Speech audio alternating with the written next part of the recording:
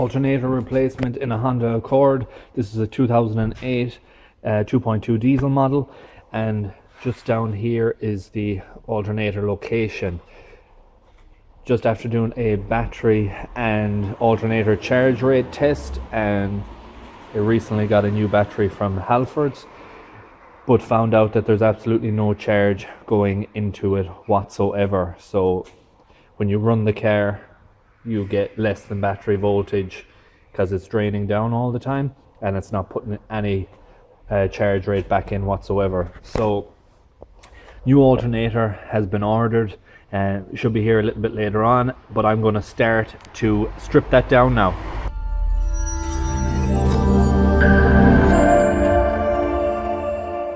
Okay, so the first thing I'm going to do is take off these ones here to take this cover up out of the way. I'm then going to disconnect the battery over there, and I'm going to set about removing the drive belt through the tensioner, which is just on the lower side down here. I've disconnected the battery, which is a 10mm, and I've taken off this cover at the top here, which is 2 12mm. If you look down this side, the left hand side 10mm is actually part of the alternator itself, bracket that's holding it on. And down here, which I'll set up in a minute, is the tensioner, and I'm going to back this drive belt off it now. Got my 14mm long spanner now on the tensioner. Just like that, and you turn it clockwise to slacken it off, and then you just push the belt to the side, let the tension off, and you can leave, if you have a long spanner like that, you can leave it in that position and it'll be okay. Come down to the lower side here on the alternator, and if you just push that to the side, the belt is now removed. So I'm going to pull that back, disconnect that.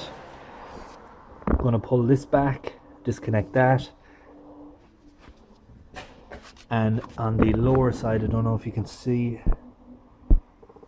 just down there, there is two more bolts, look like 12mm as well, and the alternator may be free to come out with that amount, so it doesn't look too bad. I'm going to set that up now and start to remove them. So I've disconnected these two here, and I've just pulled them up out of position. This is a 12mm that's on this side, and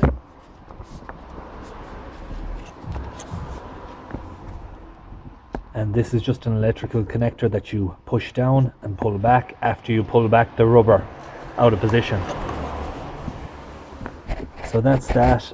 I also, if you look down on the lower side here, just in this position, there was a clip holding the cabling going up, and I pulled that out of position too. And on the lower end, I've started to loosen off the 2 12mm. Once they're backed away out of it, this alternator will be good to come out then. So I'm going to go ahead and back them out now and take the alternator up out of position. And I'm just after getting the new alternator now as well to fit straight back in. About to take the alternator up out of position now. I did disconnect a few other things to make enough room. There's a 10mm bracket here on the air conditioning pipe, another 10mm up there, which just gives it a little bit of a give to move that over, and the fan electrical connector, which is just attached on the fan housing down there. I moved that, but if you can see the routing of it, that is the position that you will be pulling it up out of the way with the pipe moved out of position there. Just set this up here so you can see it being removed, and it's just like that.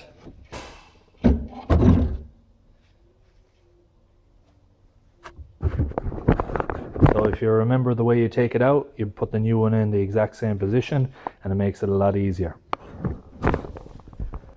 Just doing a comparison to make sure that the alternator is correct. Look on the back side. Look on the back side of it as well to make sure that the plug types are the same. I'm going to switch over this here, and then I'm just going to remove that nut in there before fit back. But once they're swapped over and that's taken out, it'll be good to reinstall again.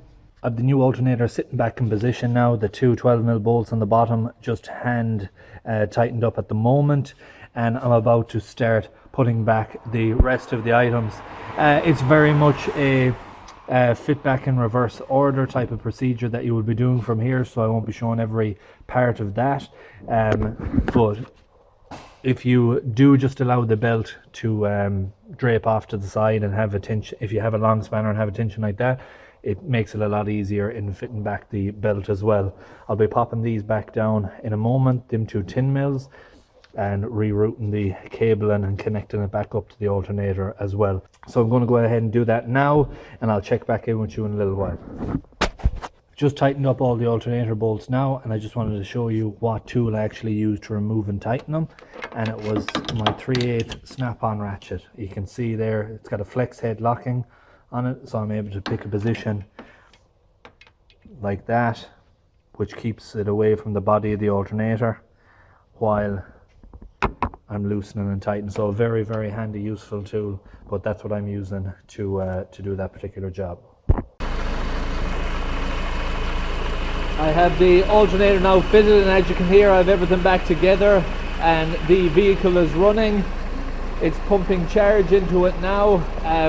The battery will need to be put back on charge because its resting rate was extremely low after being drained off. So I'm going to take that off and put the battery on charge. Once that's done, the vehicle is good to go. I hope you enjoyed this video. I hope you found it useful. If you did, please like, share, comment and subscribe. And I hope to see you in the next one. Thanks for watching.